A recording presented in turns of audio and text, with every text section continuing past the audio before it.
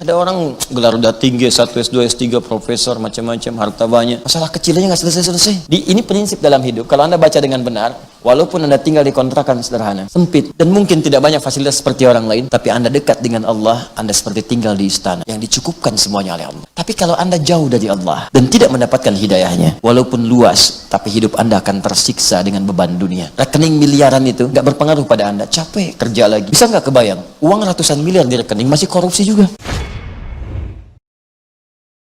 Ada orang yang ulaika ala hudam mir rabbihim. Ada orang-orang yang mendapatkan hudan, artinya dapat semua ini langsung dari Allah Subhanahu wa taala, mir rabbihim. Dan pakai ala. Ada fauqa, ada ala. Saya sering terangkan. Ini fauqa nih. Alkitab fauqa al-maktab. Buku ini ada di atas meja. Tapi begini, ala. Alkitab ala al-tawilah, ala al-maktab. Buku ini ada di atas meja cuma nempel. Ini kalimatnya ulaika ala hudan min rabbim. Jadi hudan itu nempel pada dirinya. Kalau fauqa kadang ada, kadang enggak.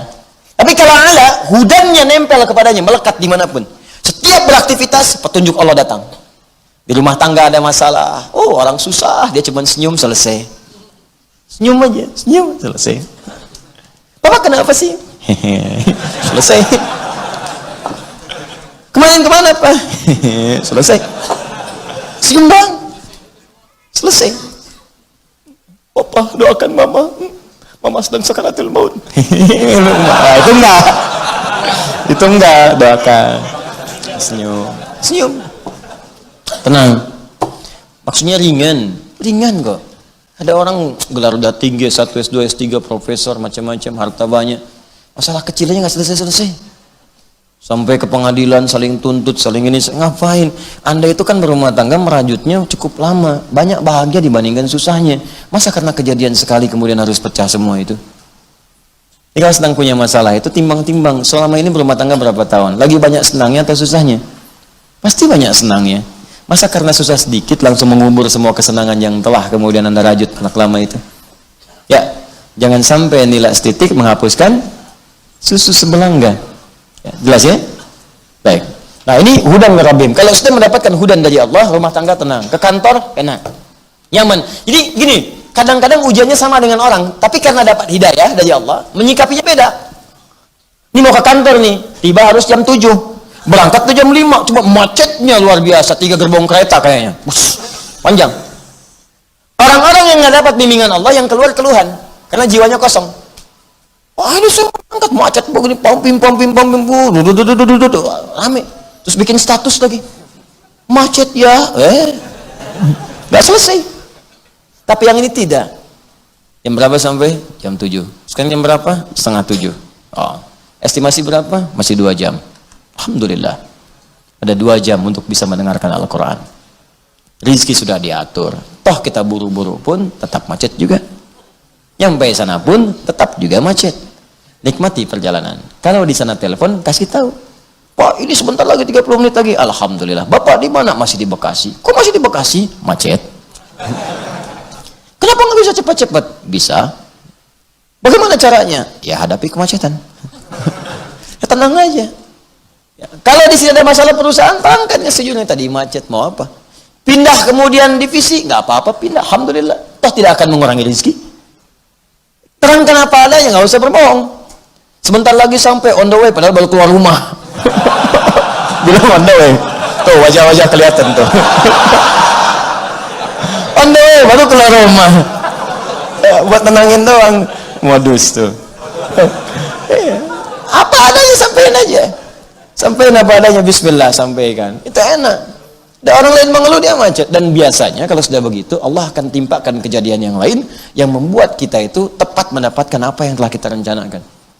Saya sering begitu ta'lim tuh, tiba-tiba oh ini nggak mungkin. Oh yang paling dasar tuh dulu saya masih inget tuh. Ya jadi mau khutbah Jumat di Kuningan, sebentar lagi tinggal 10 menit lagi teman-teman nyampe, pas di Kuningan mobil kita yang kita kendarai itu ngambil ke bahu, ya kemudian di jauh masih jauh tuh ada stop polisi melihat tuh. Ya, terus dia masuk lagi ke tengah, saya diam aja sampingnya. Terus polisi yang ngelihat langsung menunaikan tugas, benar nih polisi. Ya, trit minggir, ya kan? Itu biasanya kan perasaan cinta terbagi 2. bertemu dengan kekasih, yang kedua bertemu dengan polisi. Dagdikduk gitu. Sopir. Ya.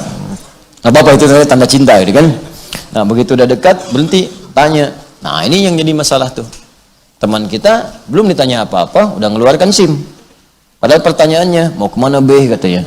Saya kan duduk di sampingnya, saya yang pakai jas kan, pakai peci. Nanya ke samping karena lebih sepuh dari saya, mau kemana B? Dikeluarkan kartu SIM. Ngeliatnya ke saya lagi begini, kan? Saya bilang, mau baju Jumat Pak, saya khotib. Oh iya, silakan katanya. Mana disuruh jalan lewat bahu, Anda bayangkan.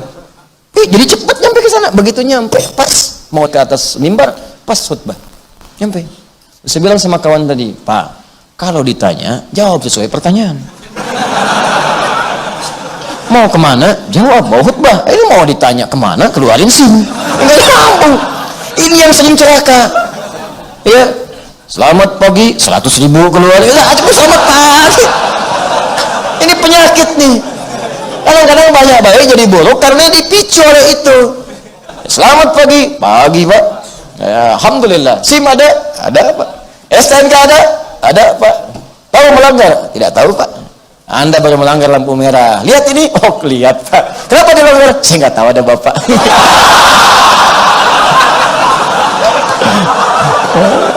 Selesai. Mau diselesaikan di mana? Sesuai aturan Pak. Maksudnya apa? Berjaya surat tilang. Wah, bayar aja. Enggak Pak, tilang aja. Diskusi aja, tilang aja Pak. 10.000 aja, tilang aja. tilang.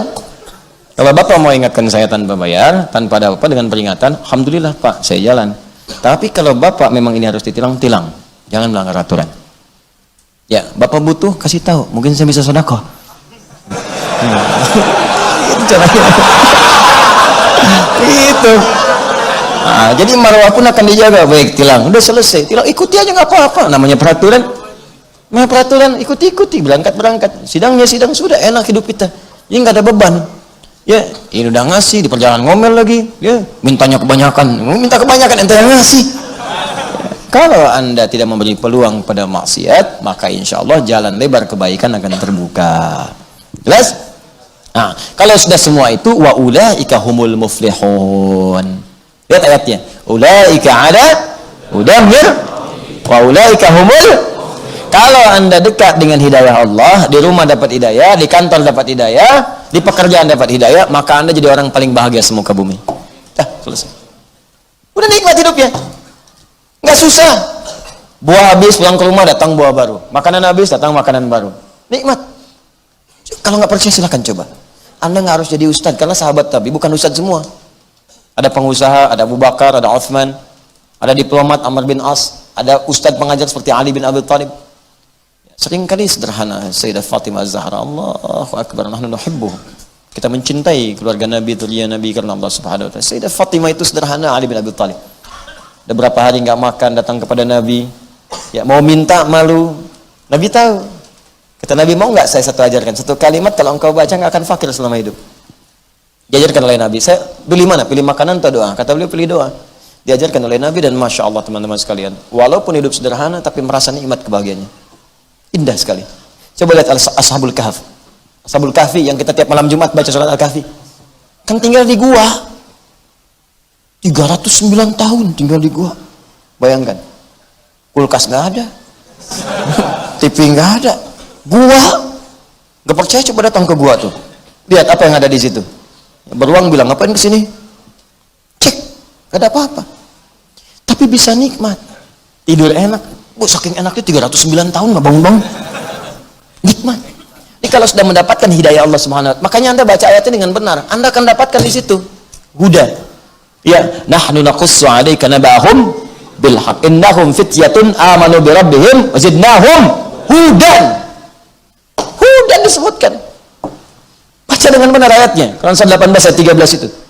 Nahnu naqussu 'alaika naba'ahum bil haqq. Kami kisahkan kisah para pemuda itu kepada kalian dengan benar. Enggak ada rekayasa di sini. Enggak ada buatan-buatan. Innahum fityatun amanu bi rabbihim. Mereka orang-orang pemuda-pemuda yang beriman kepada Allah. Iman itu kalau disebutkan tunggal berarti bersatu dengan amal soleh. Karena kalimat ini nyambung dengan amal soleh. Jadi kalau Anda beriman pasti beramal soleh. Karena itu kalau iman disebutkan, amal soleh nggak usah lagi disebutkan. Kadang disandingkan untuk latihan. Kalau sudah mantap latihannya, tinggal imannya disebutkan. Makanya si pemuda ini amalnya nggak disebutkan, imannya aja. Karena amalnya sudah nampak. Wazidnahum huda. Ketika imannya kuat, amalnya banyak, zidnahum huda, kami tambahkan kenyamanan dari kami. Saking nikmatnya hudan dari Allah, kullu ma fihi khair. Semua yang baik-baik dapat di gua itu. Bayangkan, mau makan gak usah nyari lagi. Udah ada, tidur enak, gak ada yang bangunin, gak ada yang ganggu. Sampai bangun-bangun rambut panjang, kuku panjang gitu kan. Ya, enak, nikmat. Dimiring-miringkan kadang ke kanan, kadang ke kiri, cahaya menyinari terus di gua itu. Nikmat gitu.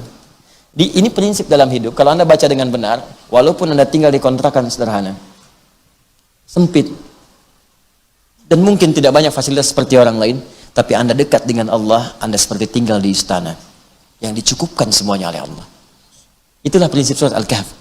Tapi kalau Anda jauh dari Allah dan tidak mendapatkan hidayahnya, walaupun luas, tapi hidup Anda akan tersiksa dengan beban dunia.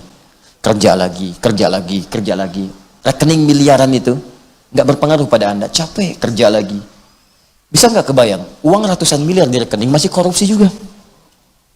Itu apa yang salah coba? Itu prinsipnya.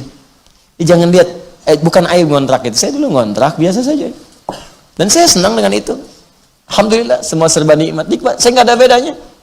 Ya, rumah kontrakan, rumah tetap gak ada bedanya bagi saya. Meninggal juga, ditinggal juga semuanya. Gak ada bedanya. Demi Allah saya katakan gak ada bedanya. Nikmati aja, jalan-jalan. Cuman karena Allah titipkan, kita pakai.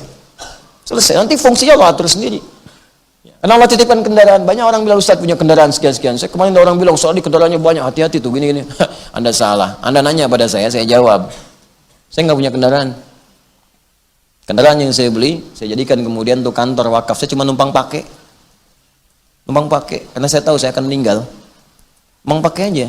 Dah, ini beli sendiri, udah selesai, beli lagi, udah kasih lagi kantor, sudah, saya numpang pakai. Numpang pakai aja, ini ngantar-ngantar kayak gaya-gaya gitu, enggak, bukan gaya itu, cuma numpang. Numpang.